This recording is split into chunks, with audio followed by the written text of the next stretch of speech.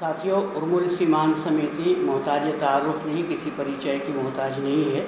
ये वो संस्था है जिसने ढेरों नाम कमाए हैं, ढेरों शील्ड कमाए हैं। ये जितने देख रहे हैं इससे कई गुना ज़्यादा और भी हैं। ये वो संस्था है जो एजुकेशन पे, ख़ासकर गर्ल्स एजुकेशन पे, महिलाओं के उत्थान के लिए काम कर रही है।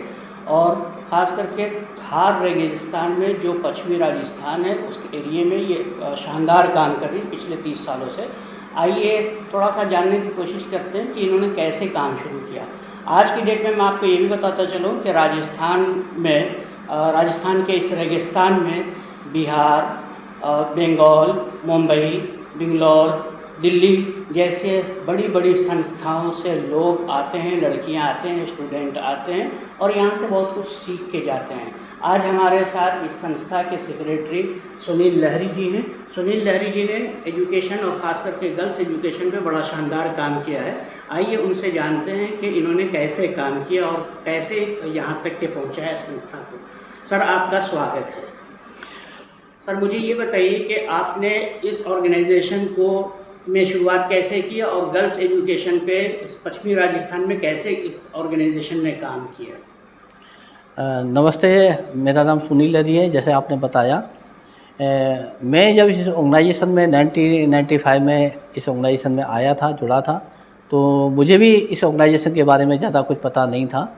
लेकिन जैसे ही मैं संस्थान के साथ जुड़ा और एज ए सब्जेक्ट स्पेशलिस्ट के रूप में इस संस्था से जुड़ा था, और जुड़ने के बाद फिर मेरे को लगा कि यहाँ की जो एजुकेशन की स्थिति है और उसमें भी विशेषकर गर्ल्स एजुकेशन की स्थिति बहुत ठीक नहीं है। ये मैंने फील्ड में लोगों को देखा, समझा, स्कूल विजिट की और जानकारियाँ मैंने जुटाने की कोशिश की। और इसके लिए फिर एक डाटाबेस भी तैयार किया जिससे पता चल सके कि किस गांव में और किस परिस्थिति के कारण बच्चियां अभी भी नहीं जुड़ पा रही हैं और स्कूलों की स्थिति है वो शैक्षिक उन्नयन के हिसाब से बहुत ही कम है, बहुत ही लो स्तर है। यदि कोई बच्ची या बच्चा किसी सरकारी स्कूल का 5वीं क्लास में पढ़ता है तो उसका यदि शैक्षिक स्तर देखें तो वो दूसरी क्लास के आसपास बैठता है। यदि कोई बच्चा 8वीं क्लास में पढ़ता है तो उसका शैक्षिक स्तर आपको तीसरी चौथी स्तर का मिलेगा।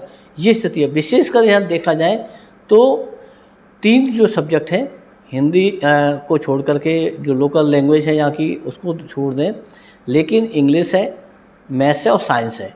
इन 3 विषय में बच्चे काफ़ी वीक रहते हैं यहाँ पर। तो उसके पीछे कारण है कि पश्चिमी राजस्थान का ये दूरस्थ इलाका है जो पाकिस्तान से सटा हुआ है। यहाँ पर इस सब्जेक्ट के ज़्यादातर टीचर मिलते नहीं हैं क्योंकि वो टीचर ज़्यादातर सिटियों के नज़दीक रहना चाहते हैं, क्योंकि उसके लिए उनको ट्यूशन का एक स्कोप मिल जाता है जिससे उनकी एक अतिरिक्त इनकम हो जाती है। लेकिन मैंने ये देखा कि हम यहाँ पर कैसे स्कूलों की स्थिति को सुधारें। तो हमने उर्मुल सीमा समिति के माध्यम से ये काम किया कि पहला स्तर पर हमने देखा कि जहाँ स्कूल है ही नहीं, सरकार की कोई स्कूल नहीं है, तो हमने उस जगह स्कूल खोले और हमने ये तय किया कि लोकल जो बच्चा है या लड़की है या लड़का है वो वहीं का हो, जिससे कि उसको रहने में, आने जाने में दिक्कत नहीं, उसको एज ए टीचर हम उसको तैयार करें और वो कम्युनिटी के लिए काम करे, बच्चों के लिए एक इसको। लेकिन ये रखा था कि हम लोग उस टीचर को कैपेसिटी बिल्ड करेंगे, उसको पूरा पैसा देंगे, एक्सपोजर देंगे, क्वालिटी को इंश्योर करेंगे, बच्चे कम्युनिटी हमें उपलब्ध कराएगी, ज़मीन कम्युनिटी देगी और पानी और अतिरिक्त जो व्यवस्था है वो पंचायत हमें हैंडओवर करे, जिससे कि हम वहाँ सारी चीज़ों को कर पाए। दूसरी तरह की व्यवस्था ये थी कि सरकारी स्कूल तो हैं लेकिन वहाँ सब्जेक्ट टीचर नहीं है, तो उन सब्जेक्ट में बच्चे फेल हो रहे हैं। विशेषकर 3 सब्जेक्ट जो मैं अभी जिक्र कर रहा था, साइंस है, मैथ्स है और इंग्लिश में है। तो हमने ये वैकेंसी निकाल के ये इंश्योर किया कि हम सब्जेक्ट के जो यूथ बच्चे हैं या उन्होंने पढ़ाई इसमें की है उनका हम टेस्ट लें, उनको अपॉइंटमेंट करें और उनको 100 रुपये पर डे के हिसाब से पेमेंट करेंगे और उनको उन स्कूलों में जहाँ सब्जेक्ट टीचर नहीं है उनको वहाँ एज ए टीचर हम रखेंगे, जिससे उन बच्चों का भविष्य अच्छा बन पाए।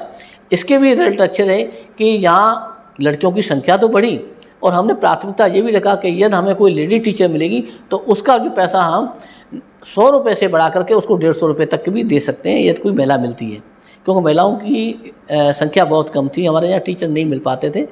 लेकिन उसका ये रहा कि पहली साल जो हमारा रिजल्ट रहा वो हमने 55% रिजल्ट अचीव किया, जहाँ 0% था।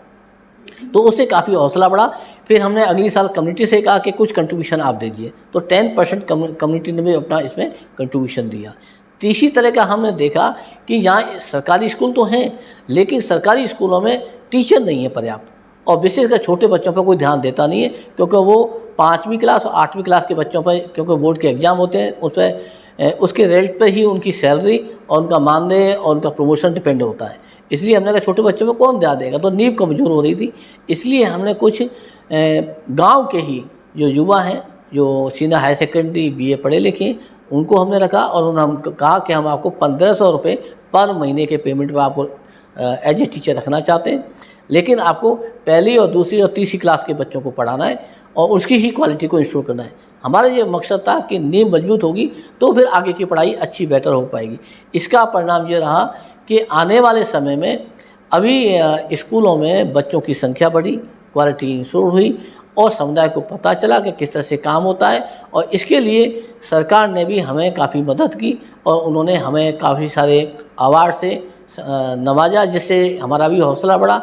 और आज स्थिति ये है कि यहाँ पर हम देखते हैं, मेरे को एक जब मैं देखता हूँ कि अभी भी पूरे देश में तुलना करके देखते हैं तो राजस्थान की बच्चों का एजुकेशन स्तर काफ़ी लो है, और जिसमें पश्चिमी राजस्थान का तो और भी ज़्यादा लो है कि यहाँ की स्थितियाँ विपरीत हैं। बीकानेर हेडक्वार्टर से बॉर्डर एरिया जहाँ हम लोग काम करते हैं वो 100 किलोमीटर से ज़्यादा दूरी पर है, तो टीचर के लिए आना जाना, वहाँ ठहरना, काम करना काफ़ी मुश्किल है, कठिन है, चुनौतीपूर्ण है। इसलिए हमने इन सारी चीज़ों को प्रमोट किया है। उम्मीद है ये जानकारी आपके काम आएगी। अगली जानकारी के लिए हम फिर आपसे मिलेंगे। धन्यवाद। हमसे बात करने के लिए।